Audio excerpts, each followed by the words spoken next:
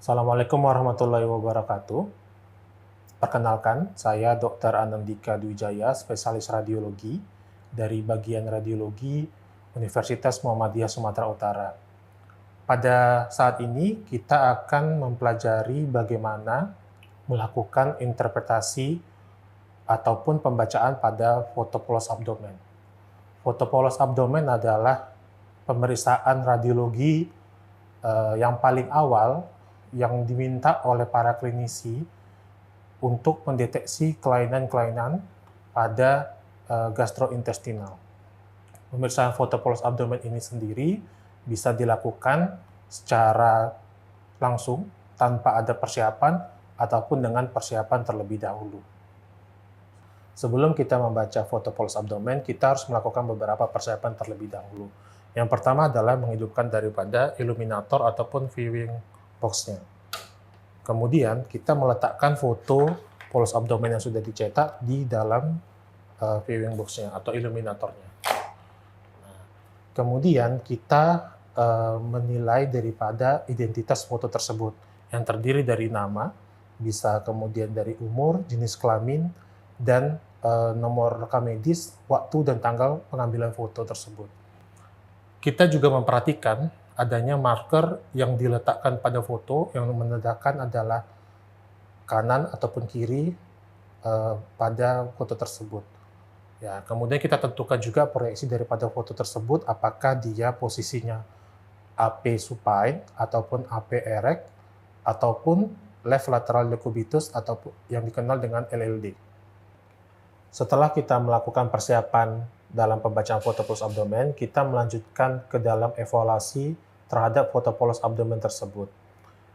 Hal yang pertama yang kita evaluasi dalam foto polos abdomen adalah mengenai bayangan gas di dalam abdomen, apakah itu di intraluminal ataupun di ekstraluminal. Adapun yang di dalam intraluminal itu kita melihat atau kita mengevaluasi terhadap gambaran bayangan udara atau gas di dalam lambung, kemudian di dalam small bowel, dan large bowel, hingga di rektum. Untuk mengevaluasi bayangan udara di dalam organ berongga tersebut, kita harus memperhatikan apakah terdapat dilatasi ataupun tidak dari organ-organ berongga tersebut. Untuk dari small bowel, large bowel, dan rektum, kita memakai aturan 3, 6, dan 9, bahwa yang kita lihat adalah diameter dari organ berongga tersebut. Diameter organ berongga tersebut tidak boleh melebihi 3 cm pada small bowel, 6 cm pada large bowel, dan 9 cm pada cecum.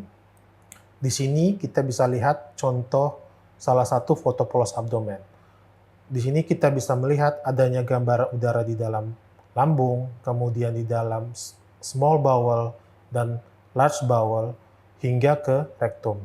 Selain tadi kita melihat organ-organ berongga apa saja, kita melihat juga apakah distribusi udaranya tersebut hingga ke bagian distal, yaitu di bagian rektum, hingga berakhir di cavum pelvis.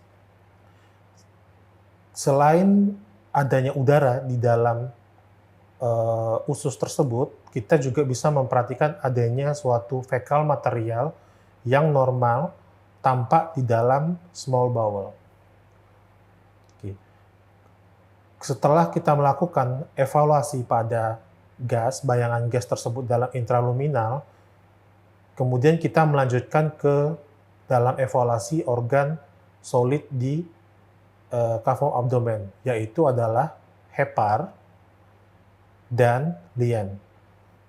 Bayangan hepar dan lien yang kita harapkan pada foto polos abdomen yang normal itu tidak mengalami pembesaran ataupun tidak mengalami baik hepatomegali ataupun splenomegali.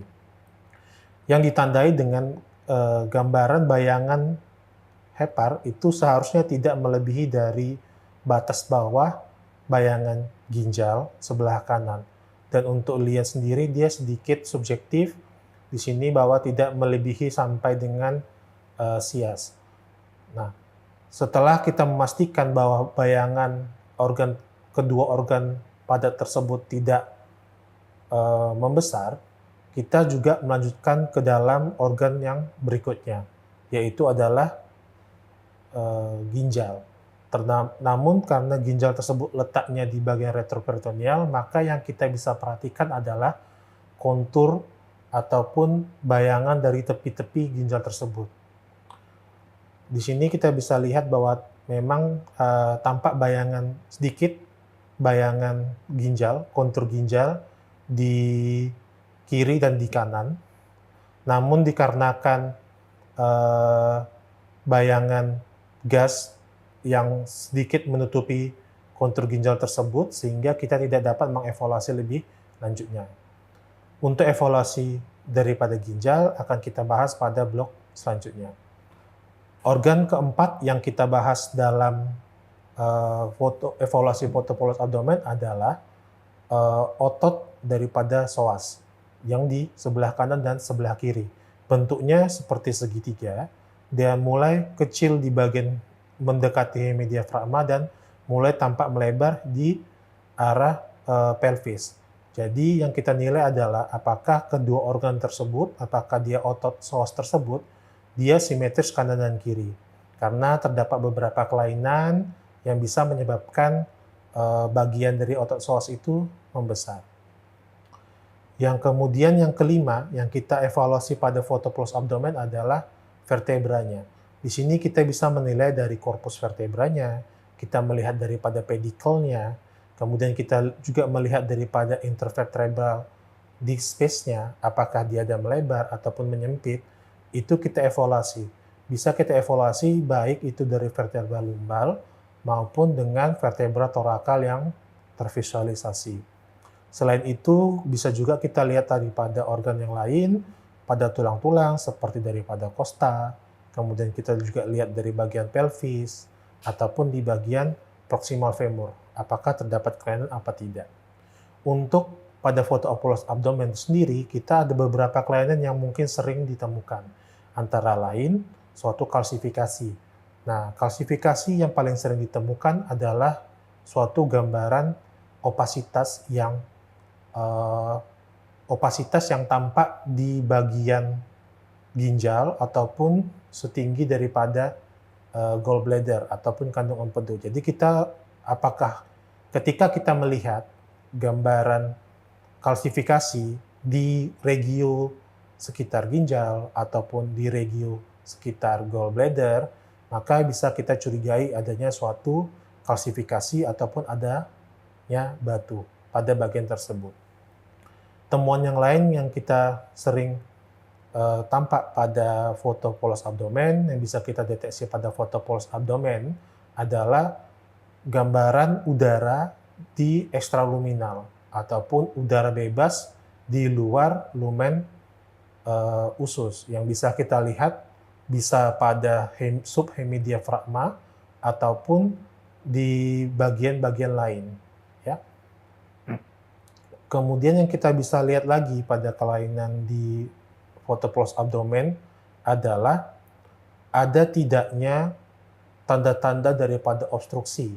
Nah, kalau misalnya kita melihat ada tanda-tanda obstruksi, seperti yang saya jelaskan tadi, yang paling utama adalah tampaknya dilatasi daripada small bowel maupun di large bowel.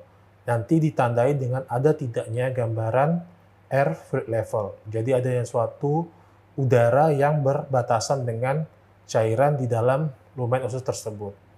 Dari foto polos abdomen kita juga bisa menentukan apakah dia menyebabkan obstruksi yang total ataupun menyebabkan obstruksi yang parsial. Dan kita bisa menentukan apakah dia letaknya itu tinggi ataupun letak rendah, kita dengan melihat dengan distribusi udara tersebut. Apakah dia sampai ke kafum pelvis, atau dia tidak sampai di kafum pelvis, atau apakah hanya tampak bayangan dilatasi daripada small bowel saja, atau dilatasi small bowel dan large bowel. Selain itu, pada foto polos abdomen, ketika kita melihat adanya instrumen yang dipasang, seperti gastric tube, ataupun umbilical catheter, itu tetap harus kita laporkan di dalam expertise ataupun bacaan dari foto polos abdomen. Demikianlah pembacaan daripada foto polos abdomen. Semoga bermanfaat. Apabila terdapat kata yang salah, mohon dimaafkan. Akhir kata saya ucapkan billahi taufiq wal hidayah. Wassalamualaikum warahmatullahi wabarakatuh.